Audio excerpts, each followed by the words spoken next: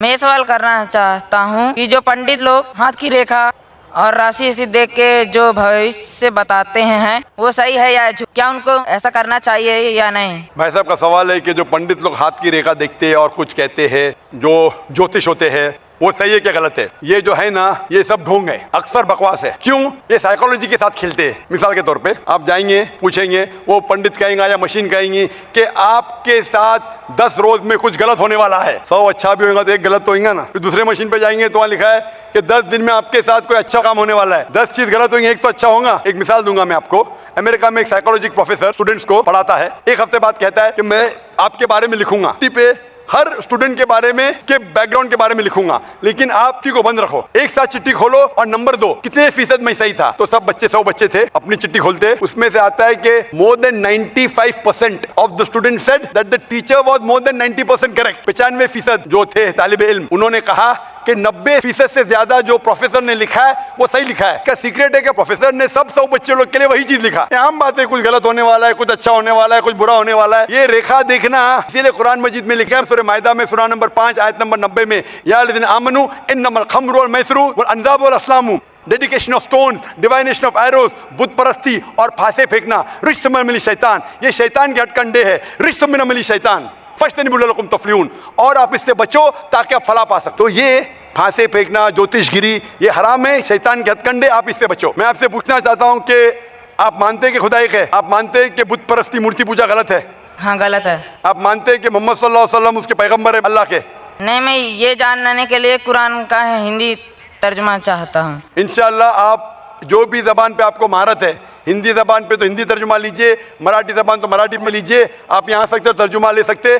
और मैं दरख्वास्त करूंगा आपसे कि तर्जुमा पढ़िए, इंशाअल्लाह इस तर्जुमे के बाद हिदायत पाएंगे और इंशाअल्लाह आपको सही राह दिखेंगे इंशाअल्लाह। तो मेरा ये कहना है, हम जो लोग बोलते हैं कि मैं हिंदू हूँ, मुसलमान बोलता है मैं मुसलमान हूँ, सिख बोलता है मैं सिख हूँ, क्रिश्चियन बोलता है मैं ईसाई हूँ, तो सब लोग अपने अपने धर्म का अपना परिचय देते हैं। तो मेरा सवाल ये है कि इस धर्म को बनाया किसने है, और अगर बनाया है तो किस मकसद से बनाया है? क्या हम सिर्फ एक धर्म को मान नहीं सकते हैं जो कि इंसानियत धर्म है, और कोई धर्म को न माने, न हिंदू, न मुस्लिम, न सिख, न ईसाई, और किसी भी धर्म को कबूल करवाना क्या ज़रूरी है? भाई साहब का अच्छा सवाल है, बहुत अच्छा सवाल है। और एक सवाल साथ में इसमें जुड़ा हुआ है सर, मैं पूछना चाहूँगा, बिना किसी धर्म को कबूले बगैर क्या इंसान नेक और सही रास्ते पे चल नहीं सकता है? और ये जो अपने अपने धर्म के गुरु हैं, वो किस लिए अपने धर्म का प्रचार करते हैं और किस मकसद से करते हैं? ये मेरा प्रश्न है। भाई साहब का बहुत अच्छा सवाल है कि लोग कहते हैं मैं हिंदू हूँ, मैं मुस्लिम हूँ, मैं सिख हूँ, मैं ईसाई हूँ। तो ये धर्म को किसने बनाया? धर्म होना चाहिए कि सिर्फ? बिल्कुल सही है, धर्म होना चाहिए कि, और वो होना चाहिए इंसानियत। भाई साहब पूछते धर्म होना चाहिए कि, फिर पूछते क्या धर्म को कबूल करना ज़रूरी है, और क्या एक धर्म में मानना ज़रूरी है? भाई साहब ने अच्छा सवाल किया कि कोई कहता है मैं मुस्लिम हूँ, कोई कहता है मैं हिंदू हूँ, कोई कहता है मैं ईसाई हूँ, कोई कहता है सिख हूँ। इस धर्म को किसने बनाया, और धर्म होना चाहिए एक? आपका पहले भाग जो सवाल का बिल्कुल सही है। कुरान में अल्लाह ताला फरमाते, सूरह अल इमरान में सूरह नंबर 3 आयत नंबर 19 में, इन्ना दीन इंदल्लाहिल इस्लाम, अल्लाह के नज़दीक सिर्फ एक ही दीन सही है, वो है अपनी ज़िंदगी अल्लाह के, खुदा के, ईश्वर के, भगवान के अहकामात के मुताबिक बसर करना। तो दीन होना चाहिए एक ही। ये इतने दीन किसने बनाया? इंसानों ने बनाया। हमारा खालिक, हमारा मालिक, हमारा रब, हमारा ईश्वर, हमारा भगवान, हमारा अल्लाह सिर्फ एक ही दीन बनाया, एक ही मजहब बनाया, वो है अमन हासिल करना, शांति हासिल करना, सलामती हासिल करना, अपने खालिक के अहकामात के मुताबिक जिंदगी बसर करने के बाद। इसीलिए दीन, मजहब खालिक ने सिर्फ एक ही भेजा, लेकिन वक्त के दौरान मिलावट होते गई, मिलावट होते गई।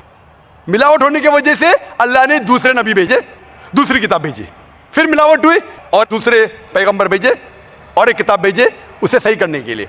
इस तरीके से अल्लाह के रसूल मोहम्मद सल्लल्लाहु अलैहि वसल्लम फरमाते कि अल्लाह ने इस जमीन पे 1,24,000 पैगंबर भेजे, कई किताबें भेजे, आखिरी किताब कुरान मजीद। कुरान में लिखा है सूरह राद में सूरह नंबर 13 आयत नंबर 7, बोली कुल्ली कौम मिन हाद, कि हर कौम पे मैंने पैगंबर भेजा, सूरह राद सूरह 13 आयत नंबर 7, और सूरह राद सूरह नंबर 13 आयत नंबर 38 में कि हर दौर में हमने एक किताब नाजिल की, आखिरी किताब है कुरान, आखिरी पैगंबर मोहम्मद सल्लल्लाहु अलैहि वसल्लम। हमारे खालिक ने एक ही मजहब भेजा, हमने उसमें मिलावट पैदा की। मजहब का अगर सही मानी ले, हिंदू की क्या मानी? हिंदू की मानी ये है कि जो इंसान हिंदुस्तान में रहता है, जो इंडस वैली के इस तरफ रहता है, उसे कहते हैं हिंदू। ये लफ्ज सबसे पहले बार इस्तेमाल किया था अरबों ने हिंदुस्तानी के लिए। इस लफ्ज के एतबार से मैं हिंदू हूं। उसके बाद लोगों ने कहा कि नहीं, हिंदू वो है जो बुत परस्ती करता, वो गलत है। तो सही मानी हिंदू के मैं हिंदू हूं। ईसाई के मानी क्या? ईसाई के मानी जो ईसा अलैहिस्सलाम के पैगाम पे अमल कर रहा है, ईसा अलैहिस्सलाम ने जो चीज सिखाई उस पर अमल करता है। मैं कहता हूं कि मैं जो अपने आप को ईसाई कहते हैं उससे ज्यादा ईसाई हूं, क्योंकि मैं ईसा अलैहिस्सलाम के बातों पे और अमल करता हूं बनिस्बत वो लोग जो अपने आप को ईसाई कहते हैं। तो उस लिहाज से मैं और पक्का ईसाई हूं। जू का मतलब क्या? जू का मतलब वो जो खुदा से, अल्लाह से मोहब्बत करता है। मैं अल्लाह से मोहब्बत करता हूं। मुस्लिम के मानी क्या? मुस्लिम के मानी वो इंसान जो अमन सलामती हासिल करता है अपनी जिंदगी को अल्लाह के अहकामात के मुताबिक बसर करने के बाद, मैं मुस्लिम हूं। आप समझ रहे? ये मिलावट बाद में आई, जो ईसा अलैहिस्सलाम ने सीखा उसमें मिलावट आई। तो धर्म सिर्फ एक होना चाहिए। आपका दूसरा भाग, हम क्यों ना सिर्फ इंसानियत पे अमल करें? भाई साहब, आप अच्छे मुसलमान बनने के लिए सबसे पहले आपको अच्छा इंसान बनने पड़ेगा। अच्छा इंसान बनना मतलब, एक मिसाल दे रहा हूं जो मैंने कल दिया था। अच्छा इंसान बनना मतलब स्कूल पास करना। अच्छा मुसलमान बनना मतलब पीएचडी। तो पीएचडी करने के लिए पहले 10वीं तो पास करने पड़ेगा। 10वीं पास करने के बाद ही पीएचडी कर सकते। आप बोले 10वीं के बाद मैं खुश हूं, नहीं, मैं पीएचडी के बाद खुश हूं। तो अच्छा मुसलमान बनने के लिए अच्छा इंसान बनना जरूरी है। जैसा मैंने शुरू में कहा, आप एक मुझे इस्लाम की तालीम बताओ जो इंसानियत के खिलाफ है, एक भी नहीं। तो इस्लाम मजहब ही इंसानियत का है, लेकिन इंसानियत के अलावा और चीज आपको सिखा रही है। क्या कह रही है? शराब मत पियो। अब इंसानियत में शराब पी सकते क्या? नहीं, इंसानियत की किताब में आप शराब पी सकते। हमारा खालिक बोलता है नहीं, शराब पीने से क्या होता है? आज जितने बलात्कार हो रहे, 80% से ज्यादा जो आदमी बलात्कार कर रहा है, या वो औरत जिस पे बलात्कार हो रहा है, या दोनों, तीनों में से एक शराब के नशे में था। इधर वो बलात्कार करने वाला शराब के नशे में था, या जो औरत पे बलात्कार हुआ गया, या दोनों शराब के नशे में थे। 80%। इसलिए हमारा खालिक, हमारा रब कहता है शराब मत पियो। इंसानियत कहती है शराब पियो। अब किस में मानेंगे, इंसानियत या रब में? तो इसीलिए मुस्लिम बनना इंसानियत का पीएचडी है। अच्छा इंसान बनना मतलब स्कूल पास करना। मैं बिल्कुल आपसे सहमत हूं। अच्छा इंसान पहले बनो, फिर मुस्लिम बनो। अच्छा मुसलमान बनने के लिए रब की इबादत करना जरूरी है। आपने पूछा कि कोई मजहब को फॉलो करना जरूरी है? बिल्कुल। अगर आपके पास रूल्स रेगुलेशन नहीं है, आप जब स्कूल में जाएंगे आप बोलेंगे स्कूल के रूल्स को फॉलो करना जरूरी है क्या? मैं एक दिन पीले कपड़े पहनूंगा, एक दिन नीले कपड़े पहनूंगा, एक दिन लाल, नहीं, रूल फॉलो करो। सब लोग साथ में ABCD, नहीं मैं ACDB पढ़ूंगा, Z पढ़ूंगा, नहीं, ABCDEFG कायदे से पढ़ो।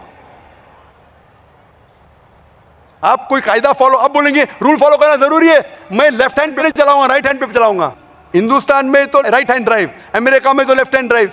नहीं, लाल के ऊपर मतलब मैं जाऊंगा, ग्रीन मतलब मैं ठहर जाऊंगा। रूल नहीं फॉलो करेंगे तो कैसा जिएंगे, कैसा गाड़ी चलाएंगे? तो जब गाड़ी चलाने के लिए रूल फॉलो करने पड़ता है, तो जिंदगी बसर करने के लिए रूल नहीं फॉलो करेंगे? ये जाहिल इंसान कहेगा, होशियार इंसान नहीं। और मैं समझता हूं आप तो होशियार इंसान है। गाड़ी चलाने के लिए रूल चाहिए, स्कूल में जाने के लिए रूल चाहिए, जिंदगी बसर करने के लिए रूल नहीं। आप बोलेंगे मैं नाक में से खाऊंगा, चलेगा नहीं, मैं मुंह में से खाओ। आप समझ रहे? तो ये हमारा खालिक। आप जब बीमार होते किसके पास जाते? डॉक्टर के पास जाते। डॉक्टर को इल्म है इंसान के जिस्म के बारे में। वो खालिक और सबसे बड़ा डॉक्टर है, वो जानता है क्या अच्छा है क्या बुरा है। इसीलिए खालिक जो कहता है, हम आपको बनाने वाला जो कहता है, उसके अहकामात पे चलने से अच्छे मुसलमान बन सकते हैं, और सबसे ज्यादा सफल मुसलमान बन सकते और इंसान बन सकते। मैं पूछना चाहता हूं, आप मानते हैं खालिक में? खालिक का मतलब मुझे नहीं पता। बनाने वाला। आप एक ईश्वर में मानते, एक खुदा में मानते या अनेक खुदा में मानते? नहीं, मैं तो सभी जगह जाता हूँ, मंदिर जाता हूँ, मस्जिद जाता हूँ, लेकिन मैं किसी को मानता नहीं। मैं सिर्फ ये मानता हूँ कि मैं भी मंदिर जाता हूँ, मस्जिद, मैं भी मंदिर जाता हूँ, मस्जिद जाता हूँ। एक पावर जो है, जो हमको रूल करती है, मैं उस चीज को मानता हूँ। एक पावर, दो पावर लेना, एक पावर जो है, वही तो पूछ रहा हूं मैं, एक पावर को मानते हैं, दो पावर को मानते एक ही हैं? पावर को मानता हूँ। मैं भी एक पावर को मानता हूं, मंदिर भी जाता हूं, मस्जिद भी जाता हूं, लेकिन मंदिर जाके बुत परस्ती नहीं करता हूं, मूर्ति पूजा नहीं करता हूं, क्योंकि वो पावर कहती है मूर्ति पूजा मत करो। मूर्ति मतलब वो पावर वाले को आप कम पावर दे रहे, बराबर ना? तो हिंदू मजहब कहता है मूर्ति पूजा मत करो, ईसाई मजहब कहता है मूर्ति पूजा मत करो, कुरान कहता है मूर्ति पूजा मत करो। एक पावर, उसको पावर कहो, ईश्वर कहो, खुदा कहो, अल्लाह कहो, लेकिन एक है ना कि दो है? एक ही है। बिल्कुल से एक पावर को मानते, बिल्कुल। यानी एक ईश्वर को मानते, बिल्कुल। एक खुदा को मानते, बिल्कुल। एक अल्लाह को मानते, बिल्कुल। आप मानते हैं कि बुत परस्ती मूर्ति पूजा गलत है? गलत तो है, लेकिन मैं करता हूँ। हाँ, यही तो बात है। आप मानते हैं गलत, अल्हम्दुलिल्लाह, करते वो गलत है। वो चलते आ रहा है, बचपन से चलते आ रहा है। मेरे परदादा भी चलते कहते थे कि जमीन चपटी है, लेकिन मैं जब स्कूल में जाता हूँ डॉक्टर बन गया। बट हम मूर्ति की पूजा करने की वजह से मैं मानता हूँ कि मैं गॉड फियरिंग हूँ, मुझे डर है, मेरे मैं वालिद गलत काम से बचता हूँ। हाँ, गलत काम करते हैं, लेकिन गलत काम से बचते, दोनों में टकराव है। आप गलत काम से बचते फिर बोलते गलत काम मूर्ति करते। की पूजा करने से मैं गलत काम से बचता हूँ, आपने कहा मैं मानता हूँ। आपने कहा मूर्ति पूजा करना गलत है, मैं मूर्ति पूजा करता हूँ, गलत काम से बचता हूँ, तीनों में टकराव है। मैं हिंदी में जरा कमजोर हूँ। आपने कहा कि मूर्ति पूजा करना गलत है, लेकिन फिर भी मैं करता हूँ और गलत काम से बचता हूँ, दोनों कॉन्ट्रडिक्टिंग है। शराब पीना गलत है, फिर भी पीता हूँ और गलत काम नहीं करता हूँ। अरे पीऊंगा तो बलात्कार करूंगा ना। मैं नहीं पीता हूँ। आपने पीते, अच्छी बात है, अल्हम्दुलिल्लाह। आपके वेद में लिखा है, बाइबल में लिखा है, कुरान में लिखा है, तो क्यों करते? बचने का है तो उस पावर, उस ताकत, उस अल्लाह, उस खुदा, उस भगवान के अहकामात पे अमल करो। मूर्ति पूजा करने से क्या मिलेगा आपको? आप कुरान मजीद पढ़ो, कुरान मजीद आखिरी पैगाम है उस पावर का। तो अगर आप जानते हैं कि मूर्ति पूजा गलत है, तो गलत काम से क्या सही रास्ता मिल सकता है? चोरी करना गलत है, लेकिन मैं क्या करता हूं? चोरी करता हूं और गरीबों में बांटता हूं, सही है? गलत है। गलत है। चोरी करना गलत है, आप मानते? क्या चोरी करता हूं लेकिन गरीबों में बांटता हूं? अरे गरीबों में बांटने का तो मेहनत करके बांटो ना, चोरी करके मेहनत मत करो, मेहनत करके मेहनत करो और हलाल की कमाओ और गरीबों में बांटो। उसी तरीके से जो आप जानते हैं मूर्ति की पूजा गलत है, फिर क्यों करते? क्योंकि आपके परदादा करते आए हैं। मेरे परदादा कहते थे दुनिया चपटी है, लेकिन मैं कहता हूं दुनिया गोल है क्या चपटी है? गोल। आपके परदादा क्या कहते थे? चपटी क्या गोल? गोली कहते थे। परदादा? आपके बाप दादा ने परदादा गोली कहते थे। कभी 1000 साल पहले? बिल्कुल। आपके दादा का नाम क्या था? पता नहीं। हाँ, तो आप खाली हवा में फेंक रहे हैं। इंसानियत 1000 साल पहले कहती थी कि दुनिया चपटी है। आपके परदादा का नाम क्या? मैं नाम लिखूंगा ना साइंटिस्ट बुक में। आपके परदादा का नाम क्या है? पता। आपके परदादा क्या कहते थे? दुनिया चपटी है क्या बोले? मैं कुछ नहीं कह सकता इसके बारे हाँ। में, क्योंकि मैंने सुना नहीं है क्या कहते थे। बराबर। लेकिन साइंस कहती है मेरे परदादा और आपके परदादा कहते थे कि चपटी है। आप मानते हैं चपटी है? नहीं, क्योंकि आप तरक्की कर चुके हैं। जब तरक्की करते हैं गलत चीज को छोड़ देने का है। अभी बुत परस्ती करेंगे या छोड़ देंगे? कोशिश करूंगा छोड़ने की। हाँ, ये बात हुई ना, ये मर्दानी बात हुई ना। माशाल्लाह, ये अच्छी बात है कि भाई साहब मानते एक पावर में, एक खुदा में, एक ईश्वर में, एक भगवान में। बुत परस्ती गलत है और कोशिश करेंगे इसको छोड़ने की। आप मानते हैं कि मोहम्मद सल्लल्लाहु अलैहि वसल्लम पैगंबर है? पता नहीं, मुझे नहीं मालूम। इसीलिए मैं चाहूंगा कि आप कुरान मजीद पढ़िए। जी। मैं आपको कुरान मजीद का तर्जुमा दूंगा। अंग्रेजी जानते तो अंग्रेजी में दूंगा, हिंदी जानते हिंदी में दूंगा। पढ़िए, इससे आप हिदायत पाएंगे और इंशाअल्लाह जो भी मुश्किलात है आप मुझे पूछ सकते हैं या हमारे इदारे को लिख सकते हैं।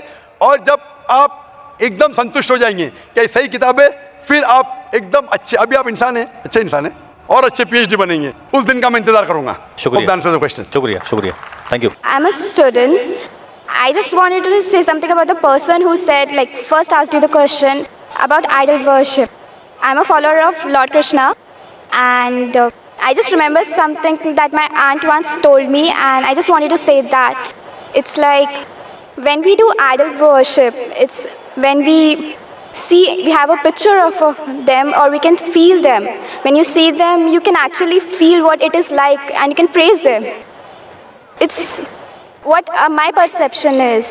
So I just wanted to say that when related to the first person who asked you to, like, he doesn't know what he feels about idol worship. बहन ने सवाल किया है कि वो कृष्ण की पुजारी है और जब बुत परस्ती करती है, मूर्ति पूजा करती है, तो वो उस ईश्वर का फोटोग्राफ रखती है, उस ईश्वर की मूर्ति रखती है ताकि कंसंट्रेशन के लिए, तो इसीलिए वो मूर्ति पूजा करती है। बहन, आपकी हिंदू धार्मिक किताब में लिखा है कि मूर्ति पूजा गलत है, और मैं कई बार कह चुका हूं, फिर से दोहराता हूं कि लिखा है श्वेताश्वेतर उपनिषद में चैप्टर नंबर 4 मंत्र नंबर 19 और यजुर्वेद में अध्याय नंबर 32 मंत्र नंबर 3 में, न तस्य प्रतिमा अस्ति, उस ईश्वर, उस भगवान की कोई प्रतिमा नहीं, कोई फोटोग्राफ नहीं, कोई पिक्चर नहीं, कोई पेंटिंग नहीं, कोई बुत नहीं, कोई मूर्ति नहीं। आपकी मजहबी किताब में साफ तौर पे लिखा है मूर्ति पूजा गलत है, फिर भी हिंदू धर्म के अधिकारी पंडित मुझसे कहते, मैं जब कहता हूं आपके मजहबी किताब में साफ लिखा है गलत है, क्यों करते आप मूर्ति पूजा, तो वो कहते हैं कि मूर्ति पूजा करते मानते हैं गलत है, लेकिन मूर्ति पूजा करते कंसंट्रेशन के लिए। जब हम हायर लेवल ऑफ कॉन्शियसनेस पहुंच जाएंगे तो मूर्ति पूजा की जरूरत नहीं। पहले शुरुआत में कंसंट्रेशन के लिए मूर्ति जरूरत है, हायर लेवल पे, हायर कॉन्शियसनेस पे मूर्ति की जरूरत नहीं। तो मैं उनसे कहता हूं, उन पंडितों से और आपसे भी, हम मुसलमान हायर कॉन्शियसनेस पहुंच गए, हमें मूर्ति की जरूरत नहीं। मैं इनसे पूछता हूं कि शुरुआत में कहते हैं कि स्टार्टिंग में जरूरत है, बाद में नहीं। जब आप स्कूल में जाते हैं, पहली कक्षा में आप बेसिक सीखते, कठिन चीज बाद में सीखते, 8वीं 9वीं 10वीं में। तो मैथ्स में अगर कोई कहेगा 2 + 2 = 5, आपने कहेंगे गलत है, मैं जानता हूं, 10वीं में आऊंगा तो कहूंगा कि 2 + 2 is not 5, it is 4। आप बचपन में ही कहेंगे भाई 2 + 2 4 is the foundation। अगर हर मजहब का फाउंडेशन है कि भगवान की मूर्ति नहीं है, फोटोग्राफ नहीं है, बुत नहीं है, फाउंडेशन ही जब पहले गलत सिखा रहे तो आगे जाके कैसी इमारत बनेगी। तो इसीलिए इन पंडितों से जब मेरी बहस होती है, गुफ्तगू होती है, वो जवाब ही नहीं दे सकते। वो बोलते मानता हूं कि हमारी मजहबी किताब में गलत है, लेकिन फिर भी इनिशियली कंसंट्रेशन के लिए। तो मैं कहता हूं कि हम मुसलमान इनिशियली भी हमें जरूरत नहीं मूर्ति की ना बुत की, हमें हमेशा हक बात कहना चाहिए। और ये साफ तौर पे लिखा है सारी मजहबी किताबों में, चाहे हिंदू मजहब की किताब हो, ईसाई मजहब की, यहूदी मजहब की, इस्लाम मजहब की, मूर्ति पूजा गलत है और हराम है और हमें इससे दूर रहना चाहिए। हमें खुदा के कलाम पे, खुदा के अहकामात पे अमल करना चाहिए, ये दीन के ठेकेदारों के नहीं। अगर आपको लगता है कि जाकिर गलत है, जाकिर को भी छोड़ो, जाकिर इस्लाम में 0 है। अगर जाकिर वो बात कर रहा है जो खुदा से मिलती है, जो आखिरी पैगंबर से मिलती है, इसीलिए मैं हवाला देता हूं, चैप्टर नंबर वर्स नंबर। इतने हवाले थोड़ी फेंक रहा हूं मैं, आप चेक करो और जाके तहकीक करो, संतुष्ट हो जाएंगे तो अमल करो। तो मैंने इतने हवाले दिया हूं बहन, आप मानते हैं कि बुत परस्ती गलत है अभी? Sir, I completely agree with what you said. माशाल्लाह, आप अग्री करते हैं लेकिन अमल नहीं करते। There's another point of it. So, honestly, I am not such a religion follower. I just believe that I have a God, and even today, I haven't read many of the books of religion. I've just read Bhagavad Gita, and When Bhagavad Gita does it say that you have to do idol worship? Sister, I don't want you to be very religious. At least be a little religious. And the basics of religion is that idol worship is haram. Idol worship is forbidden. I am asking you where, which chapter, which verse of Bhagavad Gita tells you that you have to do idol worship? Which verse? so I would like to say the reason I believe in idol worship.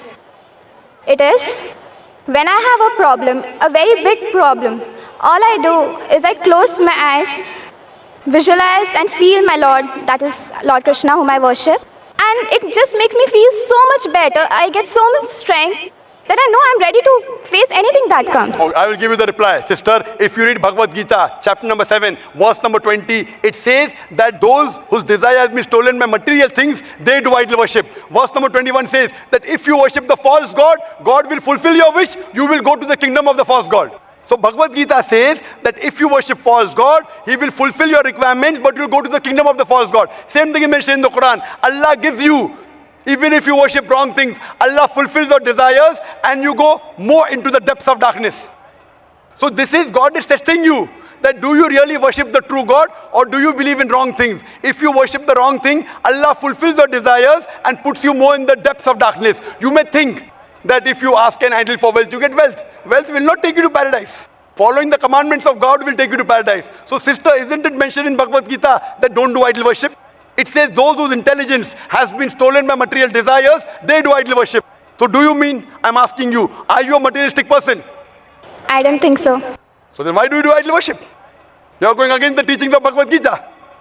I get it. I would like to think about it. Thank you, sir. Go back home, think about it, read the translation of Bhagavad Gita, and I request you to even read the translation of the Quran. Inshallah, you read the translation of the Quran, and inshallah, I will ask the sisters to give an English translation. And if you are satisfied, it will show you the true direction of how a life should be led.